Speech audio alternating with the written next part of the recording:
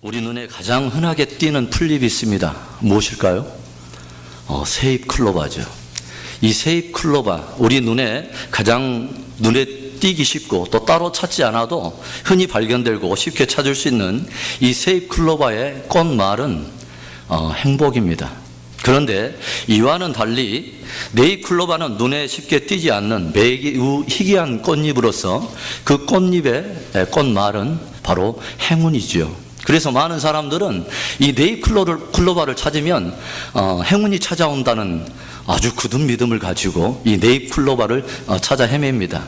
그런데 때때로 이 희귀한 네잎 클로바를 찾기 위해서 그 옆에 쉽게 발견되어 있는 널려 있는 세잎 클로바를 너무도 쉽게 짓밟기도 하고 해치기도 한다는 것이죠. 마치 사람들은 그 행운을 찾기 위해서 가까이에 있는 그들의 행복의 요소들을 쉽게 짓밟아버리고 헤쳐버리는 것처럼 말입니다. 그리고 사람들은 속으로 생각을 해요. 행운은 나에게 찾아오지 않는다고. 그렇게 생각하면서 또 스스로 불행해합니다. 지난 3주간 동안 우리는 가정의 달을 맞아서 자녀를 위한 양육의 원리, 그리고 부모를 향한 효의 원리, 그리고 부부간의 행복의 원리에 대해서 우리가 함께 나눴습니다. 그런데 사실 하나님께서는 우리들의 행복을 위한 아주 소중한 행복의 요소들을 이미 우리의 각 가정 안에 이미 두셨습니다. 바로 사랑하는 내 자녀와 내 부모, 그리고 아내와 남편이 하나님께서 우리의 각 가정 안에 너무도 쉽게 만질 수 있고 느낄 수 있도록 두신 행복의 귀한 존재들인 것을 믿습니다. 우리 옆에 분들에게 그렇게 한번 우리 인사하겠습니다. 당신을 인해서 나는 행복합니다. 시작. 꼭 인사하라면 꼭 사돈데 꼭 벌초하듯이 이렇게 인사를 하시는데 그렇게 하지 마시고 손을 꼭 잡고 당신을 인해서 나는 행복합니다. 시작. 하나님께서 우리에게 행복하라고 우리에게 두신 소중한 내 남편과 아내, 그리고 자녀와 부모들이 너무도 우리의 손 닿을 수 있는 곳에 너무 가까이 있다고, 그리고 노력하지 않아도 그들을 늘 만날 수 있다고 우리들이 함부로 하지 않는가 늘 한 번쯤은 되돌이켜 볼 일입니다. 여러분은 주를 믿는 성도로서 어떠한 삶을 살 때 그것이 가장 하나님께 영광이 된다고 생각하십니까? 저와 여러분이 어떤 삶을 살 때 그것이 과연 그리스도인으로서 주를 믿는 성도로서 성공적인 삶이라고 이야기할 수 있을까요? 그것은 하나님의 뜻대로 사는 삶입니다. 우리가 비록 가진 것이 없지만은, 우리가 하는 일이 비록 작아 보이지만, 우리가 하나님의 뜻을 따라 살기 시작한다면, 또 하나님의 뜻을 쫓아 살아간다면 그 삶은 하나님 앞에 보배로운 것입니다. 그러나 내가 가진 것이 많다 할지라도, 또 내가 하는 일이 비록 커 보이고 사역이 크다 할지라도 하나님의 뜻을 쫓아가는 삶이 없다면 그 삶은 성도로서 하나님 앞에 실패한 삶이 되는 것입니다. 그래서 우리가 잘 알고 있는 마태복음 12장 50절에는 누구든지 하늘에 계신 내 아버지의 뜻대로 행하는 자라야 내 형제요, 내 자매요, 내 모친이니라 말씀합니다. 또 우리가 잘 알고 있는 산상수훈의 7장 21절 말씀에는 누구든지 주여 주여 하는 자마다 하나님 나라에 들어갈 것이 아니요 오직 하늘에 계신 내 아버지의 뜻대로 행하는 자라야 들어가리가 경종하고 계십니다. 이처럼 주님의 뜻대로 사는 삶은 하나님 앞에 값진 것이고 보배로운 것입니다. 그래서 적어도 저와 여러분이 예수 그리스도를 나의 주로 믿고 그를 섬기는 성도라면 가장 먼저 해야 될 것은 하나님의 뜻을 묻는 것입니다. 그리고 하나님의 뜻을 쫓아 살아가는 것입니다. 오늘 사도 바울은 비록 3주라고 하는 짧은 기간 속에 복음을 전했지만 가장 강력하게 성장하고 있는 한 교회, 즉 데살로니가 교회 성도들에게, 그들에게 다른 교회가 갖지 않는 정말 주변의 아가야와 마게도냐 일대에 선한 영향력을 끼치고 있는 그들과 그 성도들을 함께 격려하면서 그들의 보다 성숙한 신앙을 위해 하나님께서 결정하신 3가지의 선명한 뜻을 소개하고 있습니다. 그리스도 예수 안에서 저와 여러분을 향한 하나님의 뜻은 과연 무엇일까요? 첫째로 항상 기뻐하라는 것이죠. 우리 한번 따라서 합시다. 항상 기뻐하라. 항상 기뻐하라. Be joyful always. 항상 기뻐하라. 사람들은 저마다 가지고 있는 기쁨의 이유들이 있어요. 어떤 사람은 출세의 기쁨이 있어요. 어떤 사람은 명예와 또는 영예의 어떤 그 기쁨이 있습니다. 그런가 하면 어떤 사람은 소유의 기쁨을 가지고 있기도 하고, 어떤 사람은 향락의 기쁨, 쾌락의 기쁨을 추구하기도 합니다. 그러나 이러한 기쁨의 요소들은 결코 참된 기쁨을 우리에게 가져다 주지 못합니다. 왜냐하면 그러한 기쁨은 그 속성 자체가 매우 일시적이고 또한 매우 상대적이고 매우 제한적이기 때문에 그렇습니다. 우리는 성경 안에서 이스라엘 역대 왕 중에 가장 최고의 부와 지혜 그리고 명예와 향락을 누렸던 그 한 왕을 알고 있습니다. 누구일까요? 네, 솔로몬 왕입니다. 다른 교회는 이 문제를 전혀 맞출 수 없는데 수준 높은 저희와 여러분들은 너무 쉽게 맞히는 거죠. 그가 가진 지혜가 얼마나 뛰어났던지 주변 나라 왕들이 그를 방문해서 그의 지혜에 귀를 기울이고 스바의 그 여왕은 많은 예물을 가져다가 그에게 기꺼이 값을 치르면서 그 지혜를 샀습니다. 성경에 보면 솔로몬이 말한 잠언이 무려 3,000이며 그가 논했던 시가 1,005에 육박하고 또 그가 초목을 다루되 어떻게 다루냐면 레바논의 백향목으로부터 다면하는 우술초까지 그리고 많은 짐승과 새와 땅에 기는 것과 그리고 모든 물고기를 다 입으로 논할 정도였다고 말을 해요. 한마디로 그는 워킹 엔사이클로페디아예요. 뭐예요? 걸어다닌 백과사전처럼 그의 지혜와 지식은 타의 추종을 불허하는 엄청난 지혜와 지식의 소유자였다 하는 것이죠. 또 솔로몬 왕의 화려함과 그가 누렸던 그 시대의 부와 화려함을 단적으로 증거해주는 한 말씀이 있는데 우리 한번 읽어봅니다. 열왕기상 10장 27절의 말씀입니다. 시작. 왕이 예루살렘에서 은을 돌같이 흔하게 하고 백향목을 평지에 뽕나무같이 많게 하였더라. 무슨 말일까요? 이 솔로몬 시대는 정말 그 귀한 은을 무엇같이 썼냐면 흔한 돌같이 썼다는 거예요. 솔로몬의 대부분 건축물은 금으로 치장합니다. 정금으로 대부분 치장되어 있는데 이 시대에는 정금만 그렇게 귀한 것이 귀하게 여겼던 것이 아니라 이 은 자체를 금을 얼마나 흔하게 썼던지 은은 아예 길거리에 다니는 흔한 돌처럼 그렇게 썼다는 거예요. 그리고 그 귀한 백향목을 그 흔하고 흔한 뽕나무처럼 사용하는 그러한 부와 그 화려함을 누리고 있었던 시대라고 하는 것이죠. 그런가 하면 솔로몬에게는 후비가 700명 그리고 빈장이 300명 그래서 1,000명의 여인들을 거느렸다고 성경이 말을 하고 있습니다. 그가 얼만큼 향락을 추구했는가를 전도서 2장 10절에 스스로 솔로몬이 했던 말을 비유해서 빗대어서 이렇게 말을 하고 있습니다. 무엇이든지 내 눈이 원하는 것을 내가 금하지 아니하였으며 내 마음이 즐거워하는 것을 내가 막지 아니하였노라. 그러니까 솔로몬은 어떻게 향락을 추구하고 쾌락을 즐겼냐면 내가 눈이 원하는 대로 할 일을 다 해보고 내 마음이 가는 것을 한 번도 막지 아니하고 모든 있는 그대로 자기의 정욕을 따라 다 그것을 추구해 보았다는 것이죠. 그런가 하면 솔로몬은 백향목으로 궁을 짓고 자기 시대에 엄청난 마병과 기병을 또 육성하면서 당대 역대 이스라엘 모든 왕 중에 가장 방대한 영토를 장악하여서 그 모든 당대 모든 주변 나라의 사람들로 하여금 영예와 최고의 찬사를 얻었던 왕이 바로 솔로몬 왕입니다. 그렇다면 솔로몬은 그가 가진 이러한 부와 명성 또 지혜와 이 영예를 통해서 그 안에는 세상에 가장 충만한 아마 기쁨이 넘쳤어야 하지 않겠어요? 그런데 우리가 전도서를 읽어보면서 계속 솔로몬이 고백하고 있는 그의 고백이 무엇입니까? 헛되고 헛되니 헛되고 헛되도다. 도무지 의미 있는 것을 찾을 수가 없다. 미닝리스 모든 것을 찾아보는데 헛되이 바람을 잡으려는 것처럼 도무지 손에 잡히지 않는 그것을 나는 지금까지 추구해 왔다고 솔로몬이 고백하고 있는 것입니다. 해 아래에서 추구했던 모든 것들이 그에게 참된 기쁨을 가져다주는 그런 것이 아니었다는 것을 인생 노년에 그가 깨달은 것을 정리한 것이 인생론을 논하고 있는 전도서인 것입니다. 왜일까요?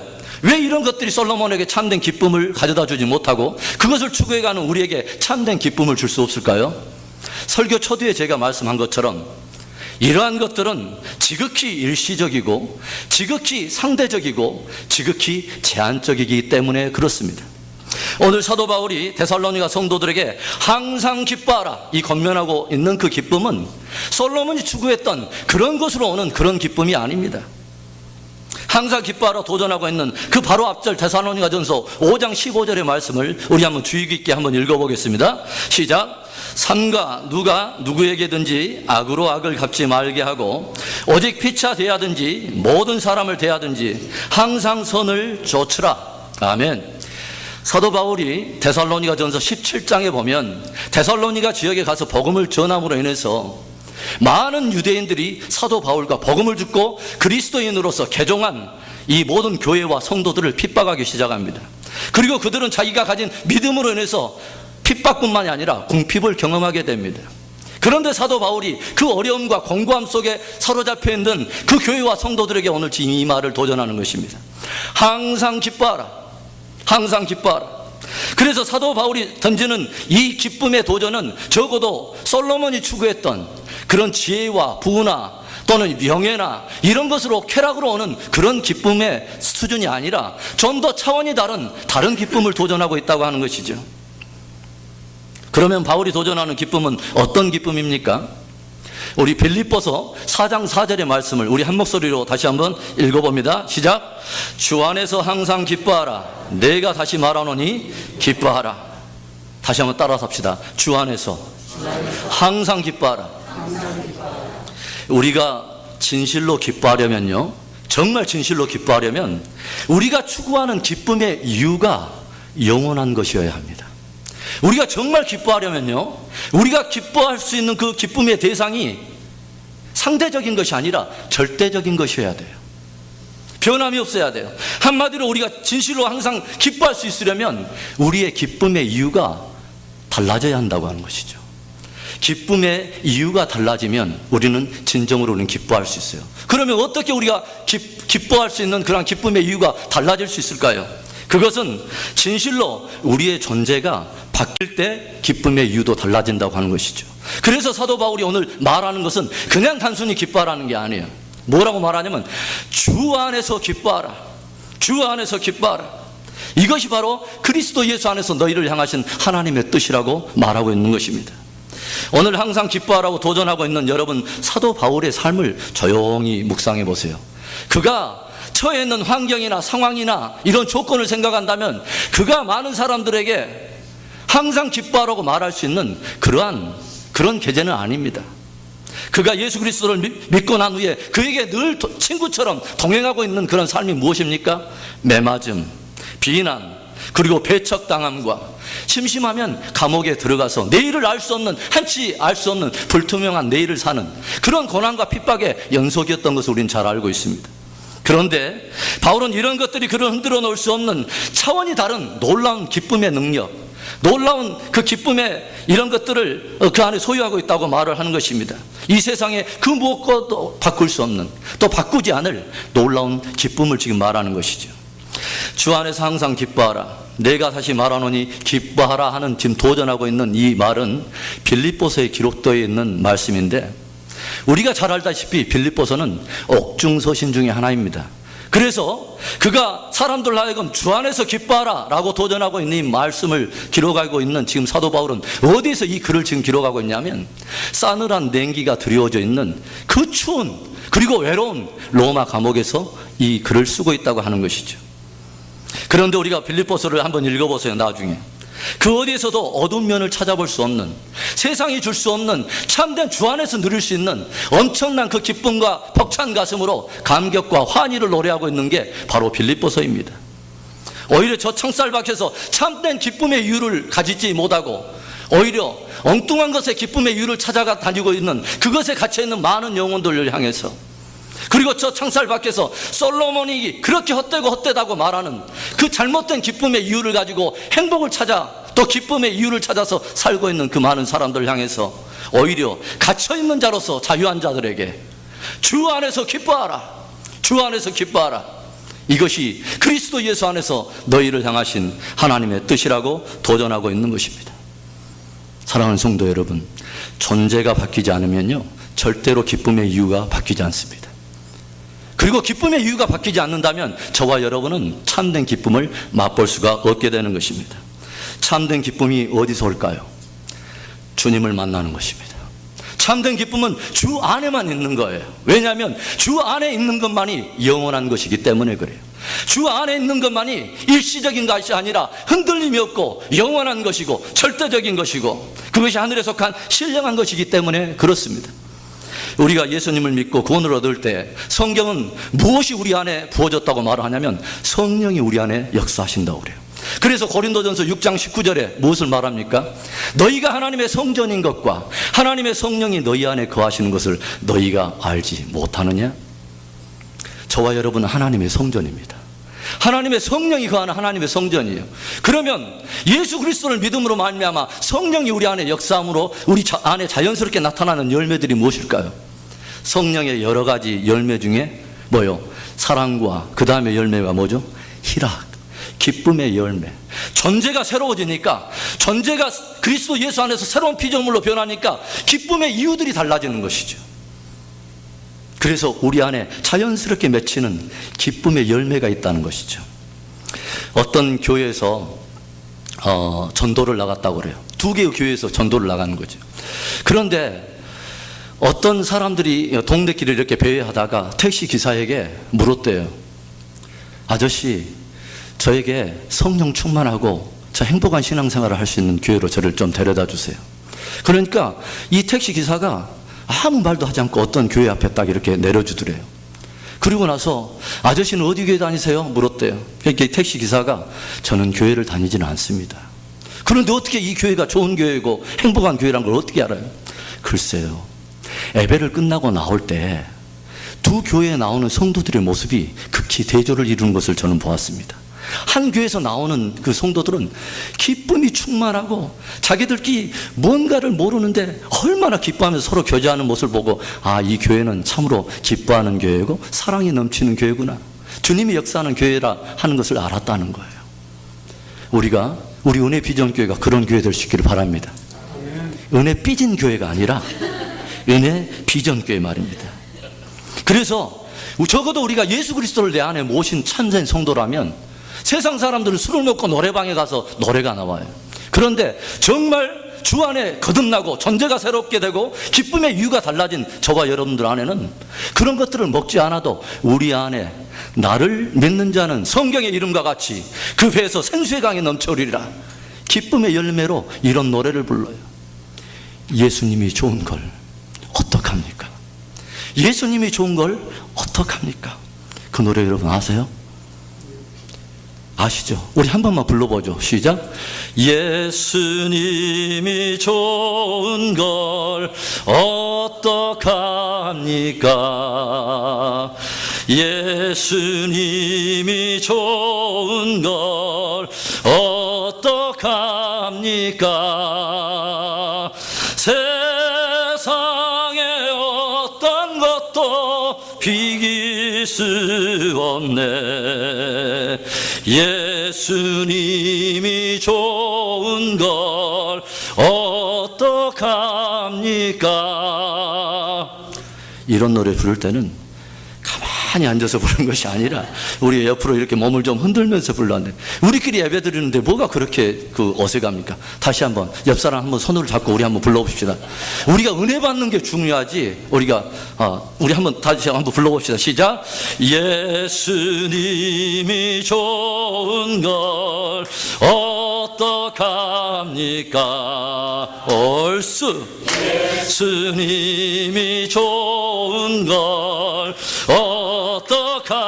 어떡합니까? 세상에 어떤 것도, 세상에 어떤 것도 비길 수 없네. 예수님이 좋은 걸 어떡합니까? 할렐루야.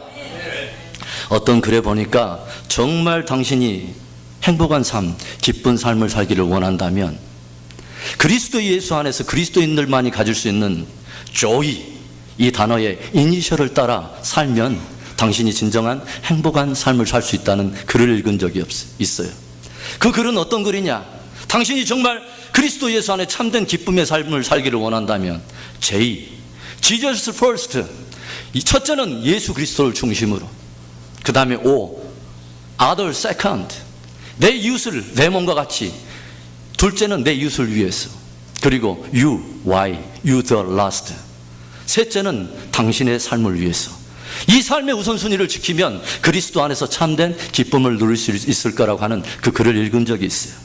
사랑하는 성도 여러분, 오늘 성경은 저와 여러분들에게 차원이 다른 솔로몬이 추구했던 그런 것으로 오는 그 기쁨이 아닌 차원이 다른 기쁨을 우리에게 도전하고 있습니다. 주 안에서 기뻐하라. 주 안에서 기뻐하라.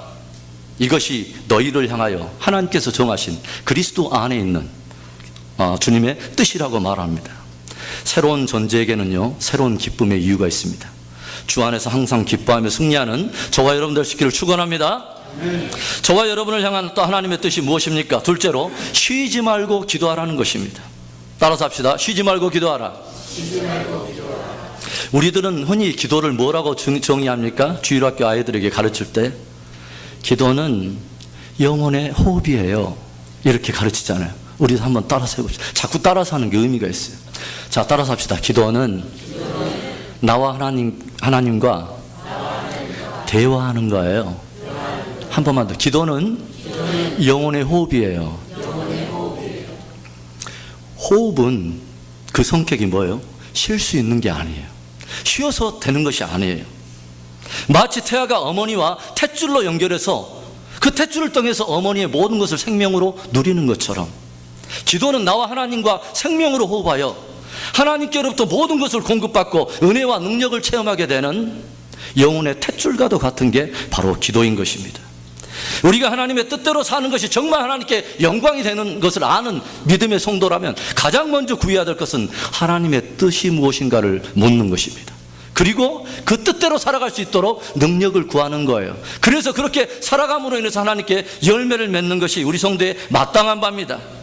기도하지 않고 있다는 것은 그분의 뜻보다는 내 뜻이 앞서 있다는 거예요. 그분의 능력보다는 내 힘으로 한번 해보겠다는 이것이 먼저 앞서 있는 거예요. 참으로 기도는 누가 할 수 있는가? 하나님의 뜻을 구하는 겸손한 성도가 하는 거예요. 정말 하나님의 능력과 그 은혜를 체험하고 그 능력대로 살기를 원하는 겸손한 마음이 주님 앞에 무릎을 꿇게 되는 것입니다. 우리는 기도할 때 하나님의 응답을 경험하게 돼요. 우리는 기도할 때 하나님의 공급하신 그분의 능력을 우리는 경험하게 돼요. 우리는 기도할 때 변함없는 하나님의 신실한 약속대로 하나님이 성취해 주시는 주님의 은혜와 긍휼을 우리는 경험하게 돼요. 이런 모든 것도 우리는 만지고 체험하며 느끼며 누릴 수 있는 모든 길이 바로 기도에 있다는 것이죠. 기도를 통해서 우리는 살아계신 하나님의 능력을 우리는 만지고 경험할 수 있게 되는 것이죠. 염려와 근심은 우리의 뼈를 마르게 하고 아무런 해답도 없이 오히려 시간이 갈수록 우리의 영혼을 침륜에 빠지게 만들지만 우리 그리스도인들에게는 문제가 있는 것이 아니라 다만 기도의 제목이 있을 뿐입니다. 빌립보서 4장 6절 우리가 너무도 잘 알고 있는 말씀입니다. 우리 한번 한 목소리로 읽어봅시다. 시작. 아무것도 염려하지 말고 오직 모든 일에 기도와 간구로 너희 구할 것을 감사함으로 하나님께 아뢰라. 그리하면 모든 지각에 뛰어난 하나님의 평강이 그리스도 예수 안에서 너희 마음과 생각을 지키시리라. 아멘. 오늘 데살로니가 교회 성도들이 지금 처해 있는 환경이 어떻다고요? 그들은 지금 모든 유대인들과 모든 주변의 그 도성의 백성들로 하여금 핍박을 당하고 자기가 가진 믿음으로 인해서 궁핍에 지금 빠져 있는 상태예요. 그런데 왜 하나님께서 이때 이 중요한 때 다른 무엇보다도 사도 바울을 통해서 도전하고 있는 게 쉬지 말고 기도하라, 이 말씀을 도전하고 계실까요? 그것은 지금 당하고 있는 환난과 핍박을 저들 스스로 이겨낼 힘이 없기 때문에 그렇습니다. 또 저들이 직면하고 있는 상황은 혈과 육에 속한 싸움이 아니기 때문에 그래요. 또 저들에게는 특별한 능력과 은혜가 공급되어야만 이 모든 것을 상황을 이겨낼 수 있기 때문에 그렇습니다. 그래서 쉬지 말고 기도하라는 그 말씀은 일을 당할 때마다 기도하라는 거예요. 또한 문제가 해결될 때까지 기도의 방법을 결정해 보라는 거예요. 그리고 우리의 평생의 삶이 기도가 되게 하라는 것입니다. 하나님께서 교회와 성도들에게, 저와 여러분들에게 주신 최고의 선물이 있다면 저는 단연 기도라고 말하고 싶습니다. 따라서 해봅시다. 하나님께서 내게 주신 최고의 권세와 능력은 기도에 있다. 주님께서 교회를 세우면서 베드로에게 이런 말씀합니다. 내가 이 반석 위에 내 교회를 세우리니 음부의 권세가 해하지 못하리라. 내가 하늘과 땅을 메고 푸는 권세를 너에게 주었노니 천국의 열쇠를 너에게 주었노라. 얼마나 놀라운 약속의 말씀입니까? 우리 믿음의 성도들이 함께 주의 이름으로 모일 때 주님께서는 두세 사람이 내 이름으로 모인 곳에 나도 너희와 함께 있겠다고 약속해 주셨어요. 그래서 우리 성도들이 마음으로 하나로 묶어서 주님 앞에 기도한다고 하는 것은 놀라운 거예요. 왜냐하면 우리끼리 있으면 별 볼 일 없는 우리의 교제가 되겠지만 주님이 우리 위에 역사하시면 그 모임은 막강한 힘을 가진 하늘과 땅을 메고 푸는 놀라운 하나님의 몸으로서 진정한 하나님의 군사로서 우리는 쓰임받을 수 있게 되는 것입니다. 우리가 수요일마다 에스더 말씀을 우리는 나누고 있습니다. 에스더의 전체적인 개요들이 어떻게 됩니까? 바사 제국 안에 어떠한 엄청난 일들이 일어나고 있습니다. 그것은 유대인들을 하루를 제비를 뽑아가지고 그 한 날에 유대인들을 합법적으로 죽여도 좋다고 하는 왕의 조서가 지금 내리고 풍전등화와 같은 바람 앞에 놓인 등불처럼 유대인들을 진멸하는 이 역사가 초입기에 들어가고 있는 바로 그 상황이죠. 그런데 우리는 에스더를 보면서 깊은 감동을 받아요.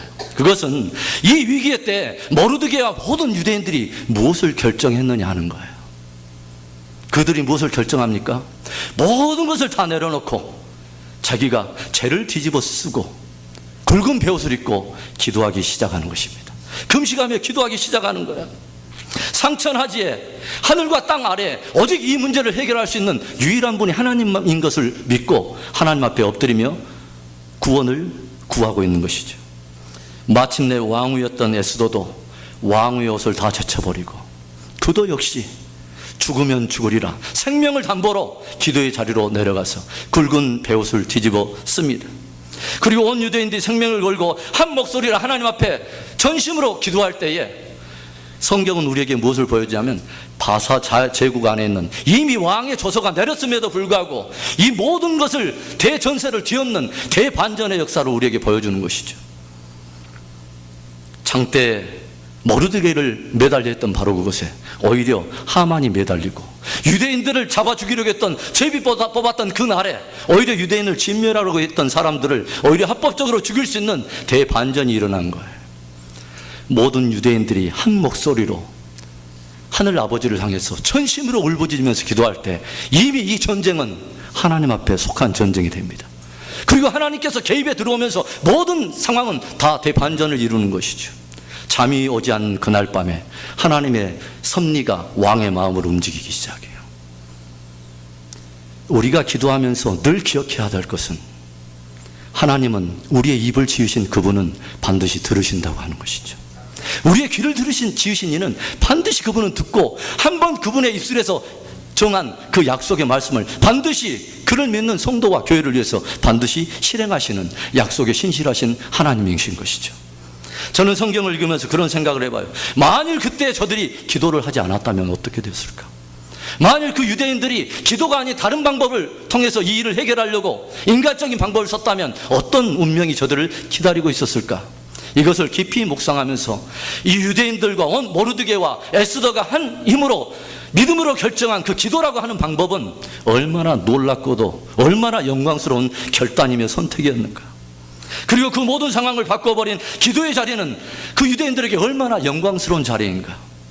모든 전세를 뒤엎어버리고 사단의 괴계를 멸하고 대반전을 가져온 그 영광의 자리, 영적 전방의 자리, 그 기도의 자리는 모든 유대인들과 또 오늘날의 교회와 성도를 위해서 하나님께서 예비하신 축복의 자리임에 틀림이 없습니다. 저는 오늘 주부의 뱀잡이 독수리에 관한 이야기를 실었습니다. 독수리과에 속하는 뱀잡이 독수리는 잘 날다가 가끔 이렇게 땅에 앉아서 쉼을 얻을 때 맹수가 그 뱀잡이 독수리를 잡아먹으려고 막 이렇게 추적해 올 때 순간적으로 두려워하는 이 뱀잡이 독수리가 자기에게 날 수 있는 날개가 있다는 사실을 망각할 때가 있대요.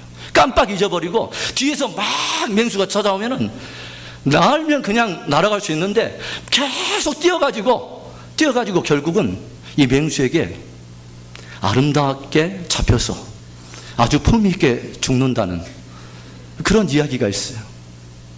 하나님께서는요, 우리 성도들에게 기도라고 하는 놀라운 날개를 우리에게 주셨습니다. 그래서 그 날개를 통해서 모든 환난의 골짜기도 풍파 많은 그 바다 위를 유유히 넘나들면서 또 우리 인생에 나타나는 많은 산들보다 훨씬 더 높은 곳에 비상하여서 하나님의 능력을 힘입고 유유 영성의 높은 봉우리를 차지할 수 있도록 주님께서는 우리에게 기도라고 하는 날개를 주셨어요. 그런데 때때로 우리들도 이 뱀잡이 도수리처럼 기도라고 하는 이 날개가 있다는 것을 잊어버리고 어려운 일과 상황을 딱 만나면 그것에 압도되어 가지고 계속 염려와 근심으로 영혼의 침륜을 빠지게 되고 기도라고 하는 날개를 한 번도 써보지 못하고 좌절에 빠질 때가 얼마나 많은가 하는 것입니다. 주님께서 주를 섬기는 교회와 성도들에 대해서 정체성을 이야기할 때 주님은 그리스도의 몸이다, 그리스도의 군사다, 그리스도의 신부다, 여러 정체성을 이야기하지만 그 중에 하나가 무엇인지 아십니까? 만민을 위한 만인의 기도의 집이다. 저와 여러분은 기도의 집입니다. 하나님의 성령이 거하는 하나님의 성전으로서 내 집은 만민을 위한 기도의 집이라고 주님은 말씀하십니다. 쉬지 말고 기도하라. 이는 그리스도 예수 안에서 너희를 향하신 하나님의 뜻이니라. 기도하며 모든 일에 승리하는 저와 여러분들 되시기를 축원합니다. 아멘. 그리스도 예수 안에서 저와 여러분을 향한 하나님의 뜻은 또 무엇입니까? 셋째로 범사에 감사하라는 것입니다. 따라서 합시다. 범사에 감사하라. 여기에 말하는 범사란 여러 상황과 환경을 통틀어 종합한 우리의 생활 전부를 이야기하는 것이죠. 범사에 감사라는 말씀은 무슨 일이 있든지 또 어떤 상황이 벌어졌든지 어떤 문제가 있든지 간에 범사에 하나님의 주권을 인정하면서 감사해보라는 것이죠. 사람들의 신앙의 성숙은 정말 차원이 다른 높은 신앙을 가지고 있는 사람은 그 지수에 따라서 무엇이 함께 올라가냐면 감사가 풍성하다는 것이죠. 감사가 넘칠수록 그 믿음이 보배로운 신앙입니다. 감사할 수 있는 일에 우리가 감사할 수 있는 것은 믿지 않는 세상 사람들도 다 하는 거예요. 그러나 우리의 믿은 사람들이 모든 상황 속에서 우리가 감사할 수 있다는 것은 이 모든 상황을 틀어서 하나님께서는 그 속에서 선을 이루실 수 있는 하나님 것을 믿는 믿음이 있기 때문에 감사할 수 있는 거예요. 그래서 뭐라고 말하냐면 주 안에서 감사하라는 것이죠. 하나님이 감사를 기뻐하는 이유는 그것이 바로 하나님의 주권을 인정하는 믿음의 모습이기 때문에 그렇습니다. 어떤 일에도 감사한다는 것은 그 속에서 역사하시는 하나님께서는 반드시 선을 이루기 위해서 사랑으로 우리를 이끌어 가시고 마침내 우리로 하여금 가장 베스트를 누릴 수 있도록 가장 좋은 곳에 가장 좋은 타임에 최고를 주시는 그 하나님의 선하심을 우리가 믿는 고백이 있기 때문이죠. 링컨은 그런 말을 했어요. 인간은 행복해지기로 마음을 먹은 만큼만 행복해질 수 있다. 내가 행복해지려면 어떻게 해야 될까요? 있는 것, 또 이미 받은 것을 깊이 감사할 때 우리는 진정한 행복을 누릴 수 있어요. 여러분 조용히 생각해 보세요. 내가 지금 누리고 있는 많은 것들을 생각해 보십시오. 감사하는 사람들을 조용히 보면요, 있는 것, 주어진 것, 받은 것에 일일이 되새겨 보면서 깊이 곱씹어 보면서 감사해요. 그래서 감사한다고 하는 thank라고 하는 단어는 think라고 하는 단어와 같은 어원을 가지고 있어요. 생각해 보라. 그리하면 감사하게 된다는 거예요. 저는 선교지에서 많은 어려운 상황들을 많이 겪어봤어요. 우리가 지금 누리고 있는 대부분의 것들은 우리가 너무 흔하게 널려있는, 우리가 쉽게 접하고 있는 대부분의 것들은 저 가난한 나라의 많은 사람들과 선교지 거민들이 너무도 어렵고 귀하게 매우 희귀하게 여기는 것들입니다. 제가 네팔에 있을 때 시골에 전도사역을 가면서 이런 A4 용지 아주 좋은 것들을 국민학교 학생들에게 몇 장씩 나눠줬어요. 이거 너희들 써라. 여기에다 그림 그리고 오늘 우리 주일학교 이거 하는 거야. 그런데 이 아이들이 여기에다 그림을 안 그리는 거야. 그래서 나중에 모든 사역 마치고 집집마다 가가오 신방을 해봤는데 그 꼬마들이 거기서 다 집집에서 이제 살고 있으니까 튀어나오면서 그 종이를 가지고 나와요. 야, 너 왜 거기다 그림 안 그렸니? 너무 귀한 거라 친구들에게 자랑하려고 선반위에다 올려놓은 거예요. 전도자들이 제일 갖고 싶은 것 중에 하나가 뭔지 아세요? 여기에서 1불이면 살 수 있는 목걸이 볼펜을 너무너무 갖고 싶어요. 우리가 흔하게 마실 수 있는 그 들이키는 물 한 잔, 얼마나 거기에서 수질이 오염되고, 그 똑같은 그 호수 강가에서 개들이 그 물을 핥고 있는 옆에서 아이들이 수영을 하고 그 물로 밥을 해 먹습니다. 우리가 누리고 있는 것, 주님이 우리를 위해서 이미 주신 모든 것에 대해서 깊이 감사할 때 그 사람이 행복을 누릴 수 있는 거예요. 어느 날 장미꽃이 하나님께 이렇게 불평했대요. 하나님, 왜 저에게는 이렇게 가시를 주셔서 제 인생을 이렇게 꼬이게 만드십니까? 그랬더니 하나님께서 이렇게 대답을 하더래요. 나는 너에게 가시를 준 적은 없단다. 다만 가시나무인 너에게 나는 장미꽃을 주었을 뿐이야. 여러분 조용히 생각해 보세요. 구원받을 수 없는 우리들에게 자기 아들을 십자가에 내어주심으로 인해서, 그 독생자를 주심으로 인해서 우리의 인생을 구원하신 그 구원의 은혜 하나만 생각해도 우리는 평생에 넋을 놓고 정말 하늘을 두루마리 삼고 바다를 먹물 삼도록 우리가 하나님 앞에 감사해야 되지 않을까요? 그뿐만 아니라 우리를 하나님의 자녀 삼으시고 오늘도 성령을 부으시고 주님의 십자가의 보혈을 믿고 자녀된 권세로 하나님의 보좌 앞에 나아갈 수 있는 이 놀라운 권세, 기도의 자리, 영광의 그 축복을 누리게 하시는 그 하나님의 은혜들, 그리고 그리스도 예수의 재림하실 때 우리에게 가져올 놀라운 영광과 그 기업의 풍성한 것들을 조용히 한번 생각해 보라는 것이죠. 깊이 묵상해 보라는 것이죠. 그러하면 우리에게 감사가 넘침으로 인해서 우리는 행복한 삶을 살 수 있을 거예요.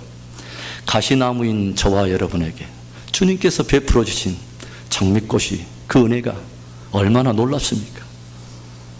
주를 믿는 성도들의 가장 성숙한 신앙은 감사신앙입니다. 감사로 제사를 드리는 자가 하나님을 영화롭게 하나니 그 행위를 옳게 하는 자에게 하나님의 구원을 보이시리라. 여러분, 주 안에서 범사에 감사하며 승리할 수 있는 저와 여러분 되시기를 바랍니다. 주님은 오늘 말씀을 통해 주 안에서 새롭게 된, 존재가 새로워진, 그래서 기쁨의 또 다른 이유를 가지고 있는, 이 세상이 흔들 수 없는 놀라운 능력의 기쁨을 가지고 있는 성도들에게 도전합니다. 주 안에서 항상 기뻐하라. 쉬지 말고 기도하라.